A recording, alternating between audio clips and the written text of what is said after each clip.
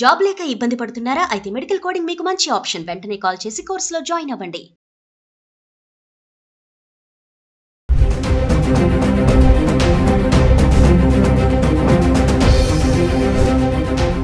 Suman TV ప్రేక్షకులకు నమస్కారం. నేను మీ అనలిస్ట్ మందడి కృష్ణారెడ్డిని మాట్లాడుతున్నాను. ఒకవైపున యుద్ధం ముగుస్తుందా లేక ఇంకా కొనసాగుతుందా అనే ఒక డౌట్ఫుల్ పరిస్థితి ఏర్పడింది. రెండో వైపున గోల్డ్ 70,000కో పోతుంది, 80,000 వచ్చేస్తుంది తులం బంగారం అని చెప్పి చాలా మంది సోషల్ మీడియాలో అదరగొట్టే పరిస్థితులు ఏర్పడ్డాయి. అవన్నీ చూసి గోల్డ్ రేట్ ఇంకా తగ్గడం లేదేమిటి, 1,50,000 అటు ఇటుగానే కొన్ని రోజులు ఇటువైపు కొంచెం ఒక 5,000 ఇటు, 5,000 అటు, 10,000 అటు ఇంతవరకే ఇలాగ ప్రయాణం చేస్తుంది ఏమిటి అనేది చాలా మంది మహిళలకు, బంగారం కొనేటువంటి వాళ్ళకి, బంగారం వ్యాపారస్తులకి ఉన్నటువంటి ఒక డౌట్ఫుల్ వ్యవహారం. ఇప్పుడు బంగారం కొనొచ్చా, వెండి కొనొచ్చా, ఇది కొనదగ్గ టైమేనా, ఇంకా ఆలస్యం చేస్తే ఇంకా బాగా తగ్గే అవకాశాలు ఉన్నాయా, లేక ఇంకా పెరిగే అవకాశాలు ఉన్నాయా అనేటువంటి ఒక డోలాయమైన పరిస్థితుల్లో ప్రపంచ నిపుణులు చెప్తున్నటువంటి మాట ఏమిటంటే, యుద్ధం పూర్తిగా సమస్య పోయి యుద్ధానికి సంబంధించినటువంటి సమస్యలు ఏవైతే ఉత్పన్నం అవుతాయో అవన్నీ కూడా సమస్య పోయేదాకా ఇలాంటి డోలాయమాన పరిస్థితులు ఉండే అవకాశాలు కాస్త ఉన్నాయి. ఒకసారి యుద్ధం పూర్తిగా ముగించి ఆ యుద్ధంలో ఏవైతే కొన్ని ఇప్పుడు ఎక్స్పోర్ట్స్ ఆగిపోయినాయి, ఇంపోర్ట్స్ ఆగిపోయినాయి, దాంతోపాటుగా మరి కొన్ని మ్యానుఫ్యాక్చరింగ్ చాలా దెబ్బతింది. తర్వాత గల్ఫ్ దేశాల లోపల చాలా చోట్ల అసలు ఆయిల్ ఉత్పత్తి చేయగలిగే పరిస్థితి లేకుండా కొన్ని దెబ్బతిన్న పరిస్థితులు ఏర్పడ్డాయి అక్కడ ఉన్నటువంటి వ్యవస్థ అంతా కూడా. వీటన్నిటిని సరి చేసుకొని మళ్ళీ ఒక పూర్తి స్థాయిలో యుద్ధానికన్నా ముందు ఎలా ఉందో అలాంటి పరిస్థితులు భారతదేశం ప్రపంచం లోపల ఏర్పడ్డట్టయితే బంగారం రేటు, వెండి రేటు విపరీతంగా పరుగులు తీసే అవకాశాలు ఉన్నాయి. అప్పటిదాకా డోలాయమైన పరిస్థితుల్లో ఊగుతూ ఉంటాయి. ఓ 10,000 పెరగడమో 10,000 తగ్గడమో ఇలాగే జరిగే అవకాశాలు ఉంటాయి.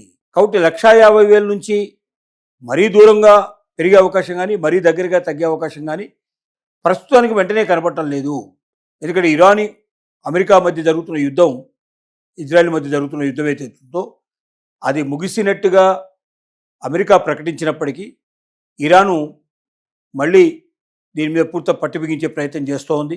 అమెరికా ఓడరేవులన్నిటి కూడా ఇరాన్ ఓడరేవుల్ని దిగ్బంధం చేసింది. అలాగే హర్ముజ్ జలసంధిని పూర్తిగా ఇరాన్ మూసేసింది.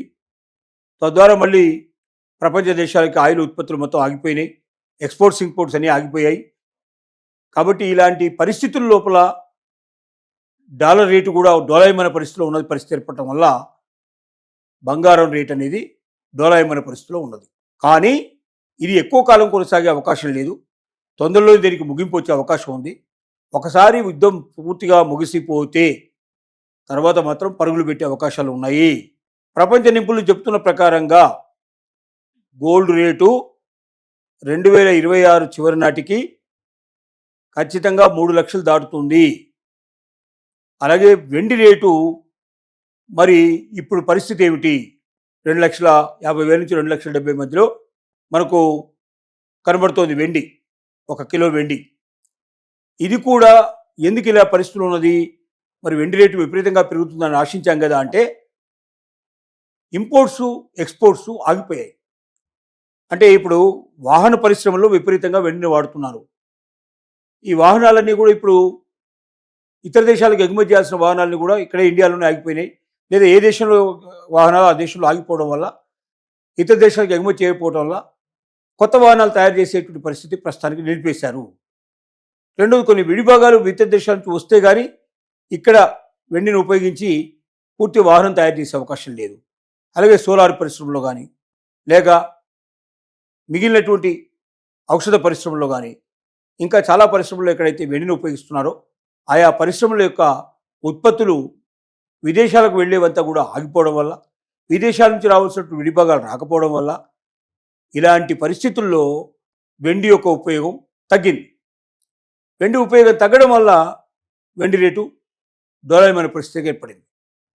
ఈ పరిస్థితులు దీర్ఘకాలం కొనసాగవు. ఖచ్చితంగా ఎంతో కొంత కాలం లోపల వీళ్ళంత తొందరలోనే యుద్ధం ముగింపు పూర్తవుతుంది.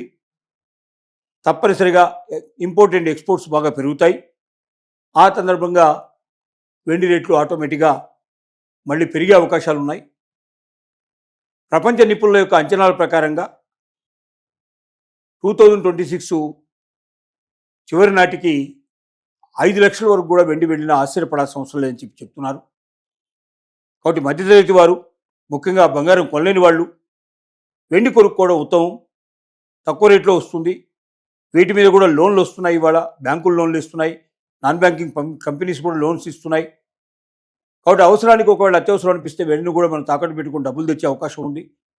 తక్కువ మొత్తాల్లో కూడా మనం కొనుక్కునే అవకాశాలు ఉన్నాయి. కాబట్టి బంగారం కన్నా వెండి నిల్వ ఉంచుకోవడం, వెండిని కొనుక్కోవడం శ్రేయస్కరం అనే విషయంతో చాలామంది కూడా నిపుణులు మనకు అవకాశాన్ని కల్పిస్తున్నారు, ఆలోచన కల్పిస్తున్నారు. ఈ ఆలోచన మనం దృష్టిలో పెట్టుకొని వెండిని కొనుక్కోవడం వల్ల బంగారం మీద పెట్టినంత పెట్టుబడి పెట్టాల్సిన అవసరం లేదనేది ఒకటి గ్రహించుకోవాలి. సులభంగా లోన్ కూడా పొందే అవకాశం ఉందని రెండోది గ్రహించాలి. మూడు, తక్కువ పెట్టుబడితోటి మనం ఎక్కువ లాభాన్ని సంపాదించే అవకాశం కూడా ఉందనేది మనం తెలుసుకోవాలి. ఈ రకంగా వెండి బంగారు ప్రస్తుత పరిస్థితులు ఉన్నాయి. కొనాలా అక్కర్లేదా అనేది వీటిని బట్టి మీరు నిర్ణయించుకోండి. ఈ డోలాయమైన పరిస్థితి మాత్రం ఇంకా కొంతకాలం ఉంటుంది.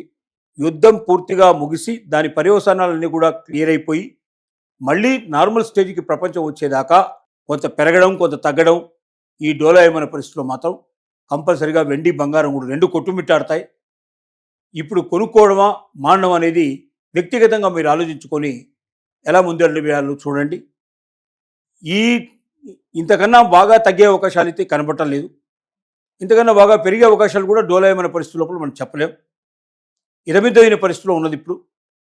కాబట్టి ఇన్వెస్ట్ చేసినా తప్పు లేదు, కొనుక్కున్నా ఏమీ నష్టం లేదు.